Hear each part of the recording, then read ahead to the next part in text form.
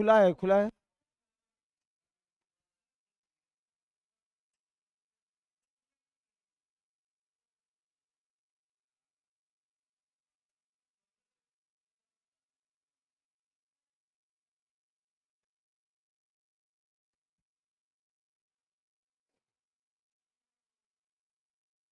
समय आपके पास बहुत कम है। मैं इस चीज को बहुत नजदीक से अनुभव कर पा रहा हूँ। बहुत सब लोग, अभी आप लोग नए हो, आपको अनुभव नहीं है। आप में अभी हनुमान जैसी ताकत दिखती होगी कि हम तो हनुमान वाले रूप है, एक दिन में जो है समुद्र को इस पार से उस पार कर देंगे। लेकिन मुश्किल होगा आपको उस स्थिति को पार करना। फेज 3 वालों, कल ही हमने कहा था 45 दिन भी नहीं है। अब उस 45 में से एक एक दिन डाउन हो रहा है, और 45 से जब डाउन होने लगे तो खत्म होने में कुछ नहीं बचता है। इसलिए अभी का जो समय चल रहा है, इसको तो आपको बड़ी ही समग्रता से, तटस्थता से और समय से क्लास में आके उपयोग कर लो कि इनकेस ईश्वर न करे किसी के साथ कुछ बुरा परिणाम हो, लेकिन अगर कहीं मिले उस पूरा परिणाम, तो कम से कम उसे झेलने की आपके अंदर एक क्षमता भी हो कि हमने तो अपने पूरा प्रयास किया था, हमने तो अपना 100% दिया था, हमने कहीं से कोई गलती नहीं की थी। कोई बात नहीं, बिहार सरकार ने हमको जो है, हमने कुछ नहीं किया, बिहार सरकार ने एक अच्छा मास्टर खो दिया। शायद हम होते तो इसके स्कूल को बहुत अच्छा करते। एक तसल्ली मिलेगा, दिलासा मिलेगा, जो जीवन जीने में आपको एक बेहतर काम करेगा। ये मेरा आपसे निवेदन रहता है। बाकी आपको अपनी दुनिया है मेरे दोस्त। ऑनलाइन वाले तुम लोग भी टाइम से आ जाओ, लेट आते हो ठीक नहीं है, बहुत अच्छी बात नहीं है। मेरा भक्त अरूढ़ी है ही।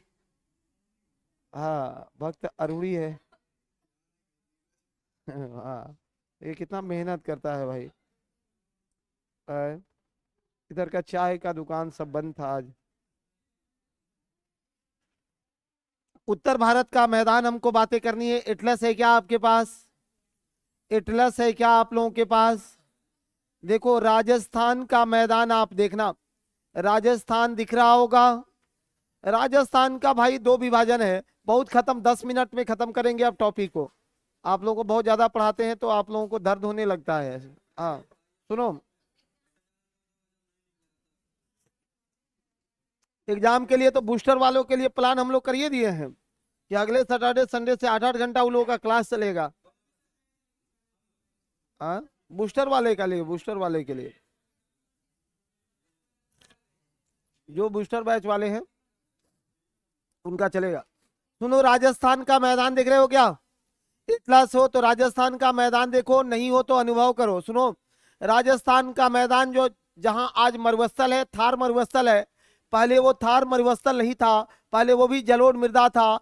वो राजस्थान का थार मरुस्थल भी पहले जलोढ़ मृदा था, एलोवियल सॉइल था।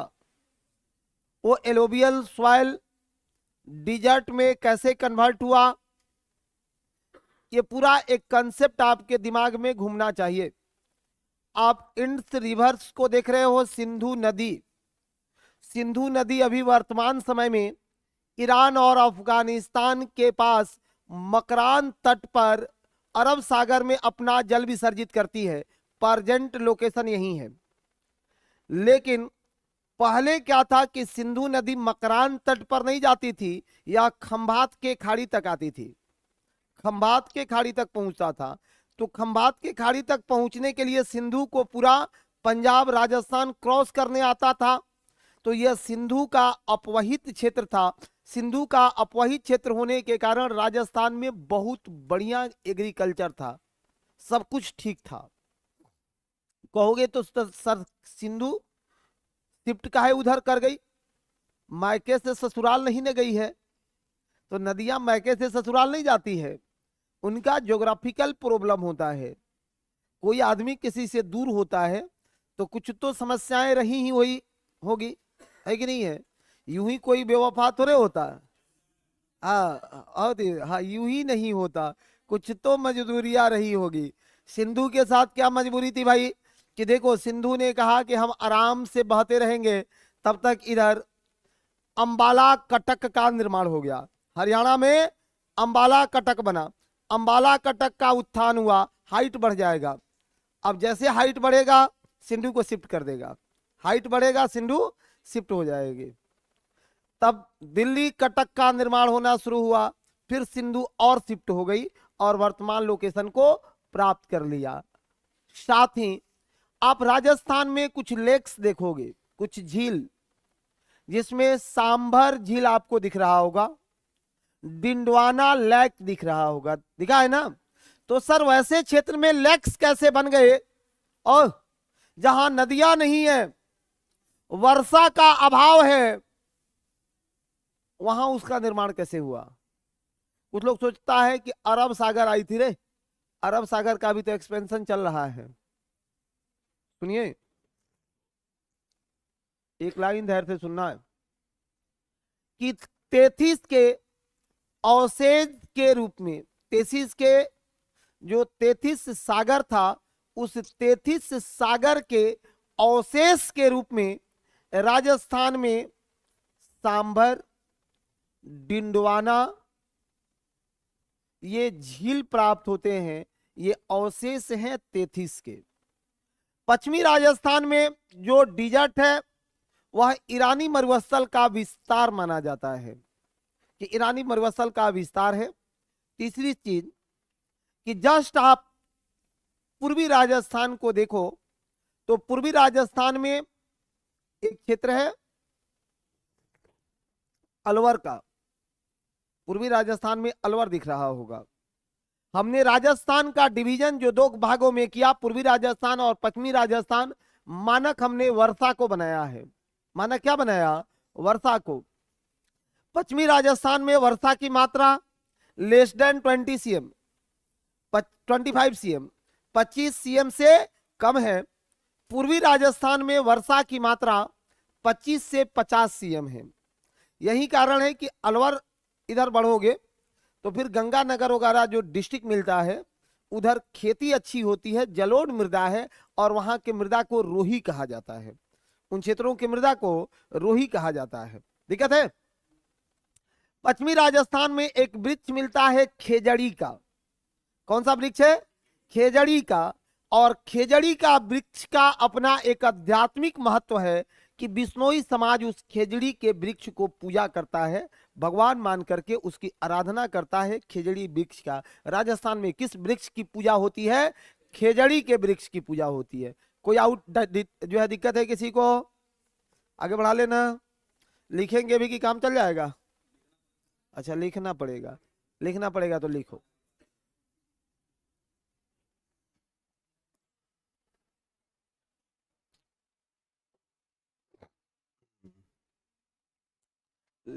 लिखना पड़ेगा तो लिखो। Rajasthan plain, Rajasthan plain diagram बना दे। Rajasthan plain, Rajasthan plain. ये राजस्थान प्लेन को हमने 2 पार्ट में सेपरेट किया है। फर्स्ट पार्ट कौन सा है इसका, पूर्वी राजस्थान, पहला पार्ट है पूर्वी राजस्थान। और दूसरा भाग कौन सा है, हाँ पश्चिमी राजस्थान। दूसरा भाग है पश्चिमी राजस्थान। पूर्वी राजस्थान और पश्चिमी राजस्थान दोनों में अंतर क्या है, तो सर पश्चिमी राजस्थान जहां वर्षा कितना है, लेस देन 25 सीएम। पश्चिमी राजस्थान में वर्षा है 25 सीएम से कम, 25 सीएम से कम वर्षा होता है पश्चिमी राजस्थान में, लेस देन 25 सीएम। पश्चिमी राजस्थान में सिलाइन सॉइल है, लवणीय मृदा का विकास हुआ है। सिलाइन सॉइल, लवणीय मृदा का विकास हुआ है। जहां अंग्रेजी वर्ड आता है इसके लिए सिलाइन सॉइल, सिलाइन सॉइल, लवणीय मृदा का विकास हुआ है। जस्ट इससे आगे बढ़ोगे तो यहीं पर मिलता है खेजड़ी का वृक्ष।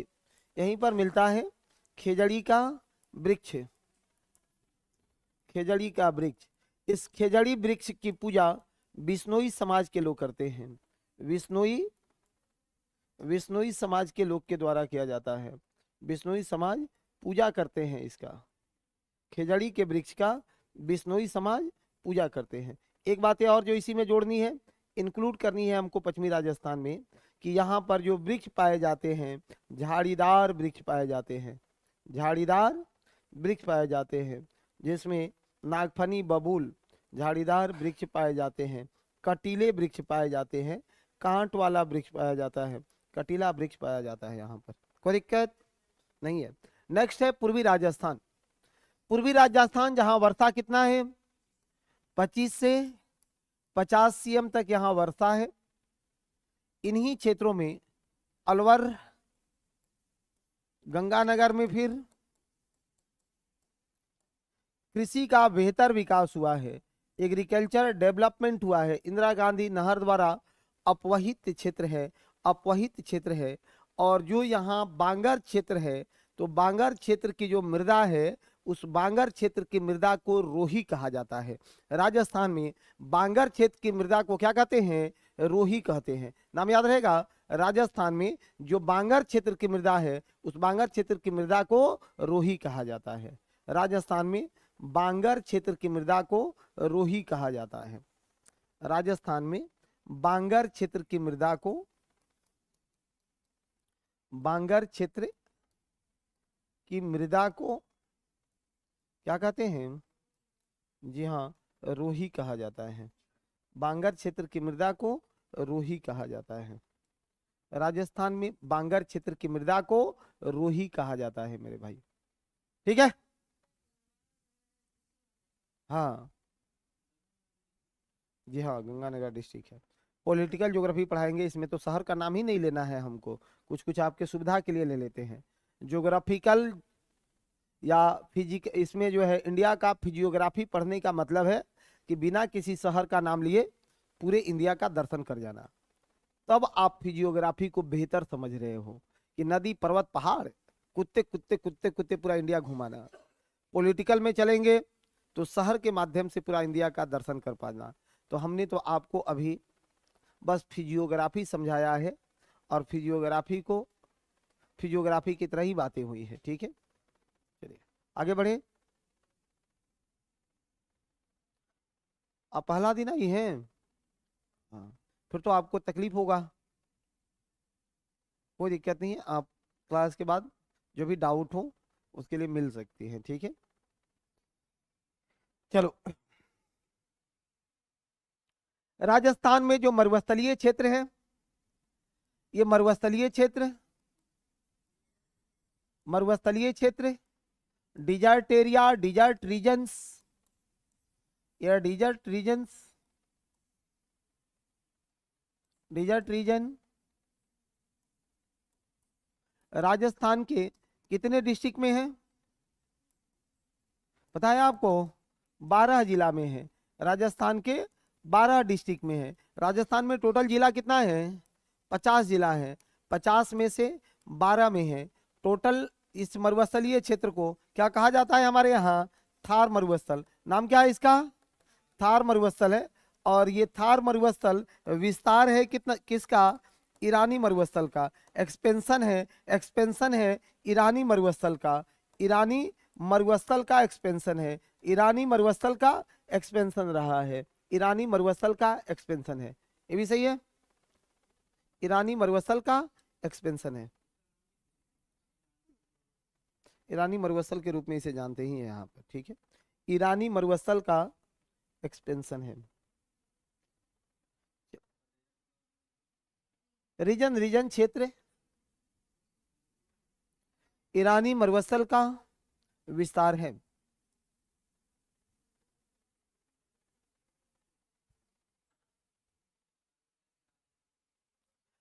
राजस्थान में 12 जिलों में फैला हुआ है। 12 जिला में फैला है। कितने डिस्ट्रिक्ट में? 12 जिला में फैला हुआ है।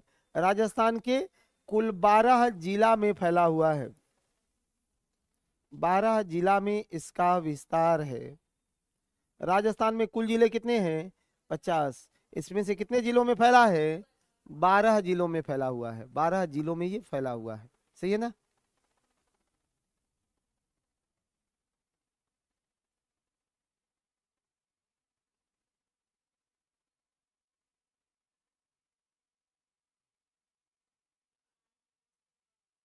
विस्तार है, एक्सपेंशन है उसका।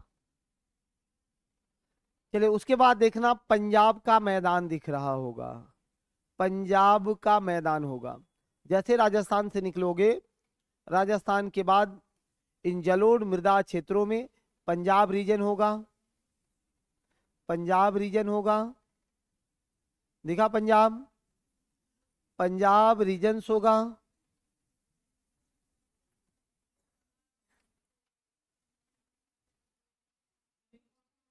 आ? उसको पॉलिटिकल में पढ़ाएंगे। एक लाइन नोट लगा के लिख लो जब लिखना ही है तो। राजस्थान में अवस्थित झीलें, राजस्थान में अवस्थित झीलें, राजस्थान में अवस्थित झीलें सांभर, डिडवाना, सांभर, डिडवाना, हाँ डिडवाना झील, डिडवाना लिखे बोर्ड पर, क्या? डिडवाना, डिडवाना, सांभर, डिडवाना, डिडवाना। यह 33 का अवशेष है, यह 33 सागर का अवशेष है। जी हाँ, यह 33 सागर का अवशेष है। रिसीडुअल कहा जाता है, रिसीडुअल। हाँ इसीलिए वहां झील है, पहले यहाँ 33 था, 33 जब खत्म हुआ तो यहाँ झील बचा हुआ है। ठीक है, इसे 33 का अवशेष है, 33 का अवशेष है। ठीक है, 33 का अवशेष है।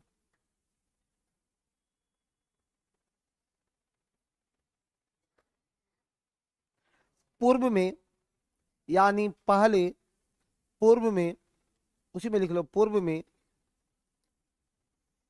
पूर्व में सिंधु नदी, सिंधु नदी, नहीं इसी में लिखना है। पंजाब लिखवाएंगे तो उसका फिगर बना के बताएंगे ना। पूर्व में सिंधु नदी खंभात के खाड़ी तक अपवहित होती थी, बहती थी। पूर्व में सिंधु नदी खंभात के खाड़ी तक अपवहित होती थी, अपवहित होती थी। वर्तमान समय में, वर्तमान समय में, प्रेजेंट टाइम में अंबाला कटक, अंबाला कटक रिज, अंबाला रिज, अंबाला कटक, अंग्रेजी में रिज बोलते हैं, अंबाला कटक, जी हाँ अंबाला रिज, कटक, कटक। ठीक है, अंबाला कटक। और दिल्ली कटक के विकास के बाद, और दिल्ली कटक के विकास के बाद, और दिल्ली कटक के विकास के बाद, दिल्ली कटक के विकास के बाद यह मकरान तट पर, मकरान तट पर अपना जल विसर्जित करती है। द इंड होती है, इंड होती है, इंड, the Indus valley, Indus river in Makran तट, मकरान तट, इसका इंड होता है, समाप्त करती है, अपना जल विसर्जित करती है।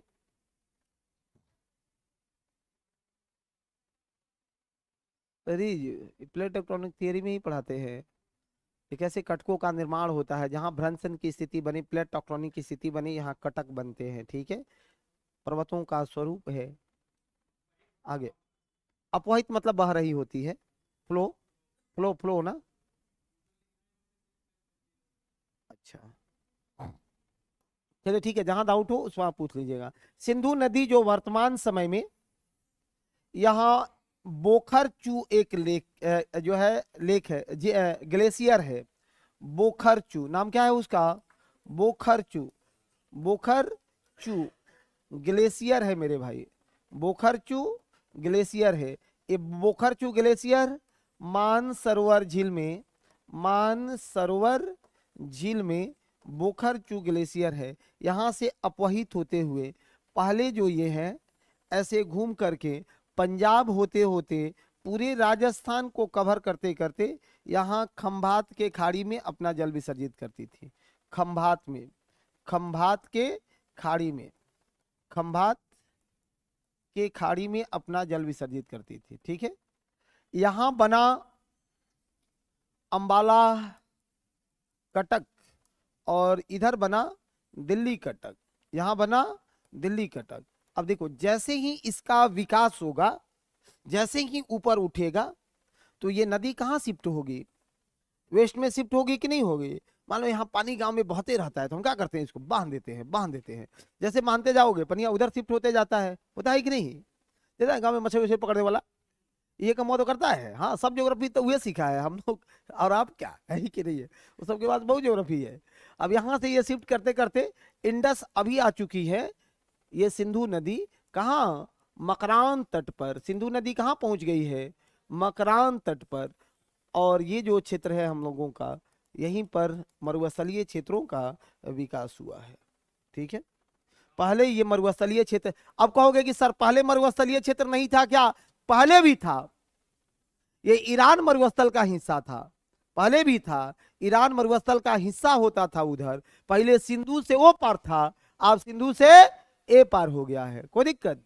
पहले सिंधु से उस पार था, अब सिंधु से इस पार हो गया है। देता है कभी कभी गांव में किसी का खेत, नदी के पता चला कि दादाजी नदी के इस पार उस खेत को जोत रहे थे, आप पोता का टाइम उस पार चल गया। काम हुए तो हुआ है, हाँ काम उतने हुआ है, बस आगे बढ़ाइए आप। आए कटक वो पर्वत नुमा संरचना, ठीक है, रिज। अंतर है, बहुत अंतर है, कटक और पहाड़ में भी बहुत अंतर है। अभी मैं अंतर क्लियर करना आपको नहीं चाहता हूं, नहीं तो आप लोग उसमें चले जाइएगा, प्लेट टेक्टोनिक पढ़ाएंगे तो वहां आपको अंतर क्लियर कर देंगे कि कटक क्या है, पहाड़ क्या है, पहाड़ कब बनते हैं, पर्वत कब बनता है। फिजिकल ज्योग्राफी में एक एक फॉर्मेशन को पढ़ाया जाता है। पिछले बार शायद हमने फिजिकल से शुरू किया था, इसीलिए इस बार इंडियन ज्योग्राफी से शुरू कर दिए। पिछले वाले क्लास में फिजिकल पढ़ा के इंडियन को एक दिन में 2 दिन में उड़ा दिया गया था, तो इस बार सोचे कि पहले इंडियन में पढ़ा लेते हैं। हाँ होगा, बिल्कुल बिल्कुल, 10 का वेद। चलिए आगे बढ़ाओ। हाँ जी,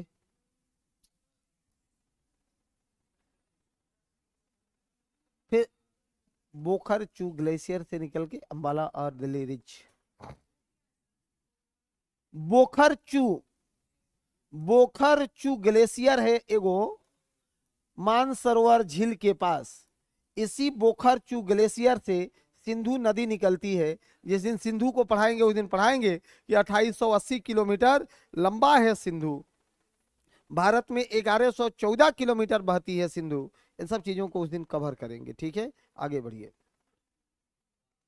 देखो अभी यूट्यूब पर भी प्रश्न का लेवल बहुत बढ़ा दिए हैं, तो आपको अब एक भी क्वेश्चन वहां मिस नहीं करना चाहिए है। लेवले बढ़ा दिए एक ही बार, कहे कि चलो अब सब है भरल था। देखिए पंडित जी को मस्त है पंडित जी, क्या है।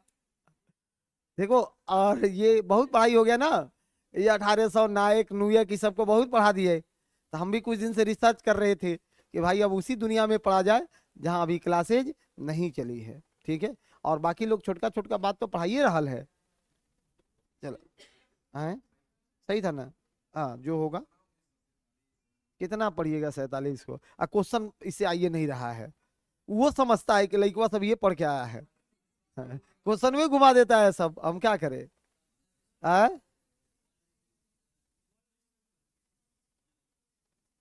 कुछ पढ़ाएंगे इस संडे को, कुछ बड़ा खुरपात होगा। संडे को ऑफलाइन क्लास मेरा सब जगह बंद होता है, सब बंद होता है। तो इस संडे को कुछ ऑफलाइन में कुछ ना कुछ बड़ा होगा, यानी एक सब्जेक्ट 8 घंटा पढ़ाएंगे, उसको एकदम इति श्री करके और श्री गणेश करके इतिश्री कर देंगे। हाँ, जो पढ़ाना पड़े उसको पढ़ा देंगे 8 घंटा। हाँ हाँ, मैं शुरू से अंत कर देना है उसको, यही टारगेट है। हाँ, वर्ल्ड ज्योग्राफी क्लास में पढ़ाएंगे ना। ए चिंता काय करता है तुम लोग वर्ल्ड ज्योग्राफी, और आप लोग पेड बैच के लोग हो, आप लोग यूट्यूब के भरोसे थोड़े हो। आपको तो ये बड़ी चीजों को क्लास में ही पढ़ाया जाएगा। वो तो वैसे लोगों के लिए है जो यहाँ आने में सक्षम नहीं है, किसी कारण बस एडमिशन नहीं ले पाए, उन लोगों के लिए ना उसको ज्यादा दिया गया है कि भाई उनको कुछ पढ़ा दिया जाए। आपको तो यहाँ सब सर लोग अलग अलग पढ़ाते हैं, अब वहाँ तो हम अकेले ही सब मोर्चा संभाले रहते हैं ना। नहीं है तब तो आपको और अच्छी बात है। हाँ हाँ, तो करवा देंगे ना, उसका एमसीक्यू करवा देंगे। और उसका एमसीक्यू करवा देंगे, कभी हुआ तो 2-4 घंटे का क्लास भी ले लेंगे उस पर। जी नहीं, वो यूट्यूब वाला फ्री वाला का बात हो रहा है। हाँ, उसका लाभ नहीं लेती हैं। कब? तो पिछली बार कब देखी थी? कल कहाँ थी? हाँ देखिए, देखिए मकरान कहाँ पड़ता है? पाकिस्तान और ईरान के बाउंड्री पर अरब सागर के एगो तट है, मकरान तट। अरब सागर का एक तट है मकरान तट, उसी मकरान तट पर ये बना हुआ है। ठीक है, चलो आ जाइए। हो गया, आप बहुत पढ़ा दिए ना राजस्थान को। गंगा का मैदान पर बात करेंगे आपसे कि गंगा का मैदान क्या है, गंगा प्लेन्स क्या है, गंगा का प्लेन्स कहां से कहां तक विस्तृत है, पंजाब का मैदान क्या है, सब पर बातें होगी। थोड़ा सा पंजाब हरियाणा पर बात कर लें तो मेजर हेडिंग लगा लेना, पंजाब हरियाणा मैदान, पंजाब हरियाणा मैदान। तब आते हैं गंगा पर, पंजाब हरियाणा मैदान। फिर एक मैप बना के और सबको उसमें दिखा दूंगा, पंजाब हरियाणा मैदान, पंजाब हरियाणा मैदान, पंजाब हरियाणा मैदान। देखो 5 दोआबों की भूमि पंजाब, 5 नदियों की भूमि पंजाब। द्वाब क्या है?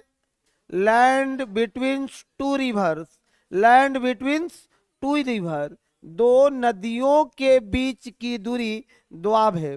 तो land between 2 rivers called doab. Punjab में 5 द्वाब है। कोई ऐसा धुरंधर है जो बता दे उन 5 द्वाबों के नाम क्या क्या हैं?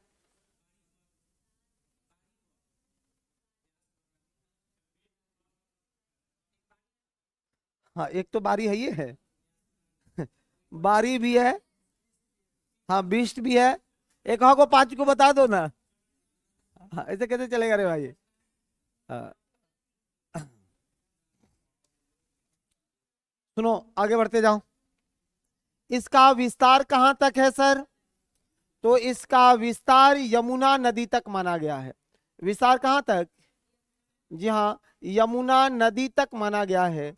जबकि ऊंचाई पूरा सिंध से लेकर के ऊंचाई इसका समुद्र तल से, समुद्र तल से इसका ऊंचाई 250 मीटर ऊंचा है। समुद्र तल से इसके ऊंचाई को कितना मीटर माना गया है? 250, 250 मीटर माना गया है, 250 मीटर माना गया है। समुद्र तल से इसकी ऊंचाई को 250 मीटर्स माना गया है। दिक्कत है? समुद्र तल से ये ऊंचा है कितना मीटर का? 250 मीटर का, 250 मीटर का। इसका ढाल किधर है? ढाल किधर है? नॉर्थ वेस्ट से इसका ढाल कन्वर्ट होता है, नॉर्थ वेस्ट से इसका ढाल बन रहा है। किधर की ओर बन रहा है? तो जैसे आप आ जाओगे तो यह साउथ ईस्ट की ओर ढाल बना लेता है। तब तो नदियां ऐसे बहने लगती है ना, ईस्ट की ओर। वहां जो 3 नदी है और 5 नदी है, उन पंचनद के बाद की इसकी ढाल की बात की हुई है। ठीक है, इसका ढाल किधर की ओर जा रहा है। और दूसरा ढाल जो वहां बना है वो कगार नुमा ढाल है, कगार बनाया हुआ है। ठीक है, आगे सुनो।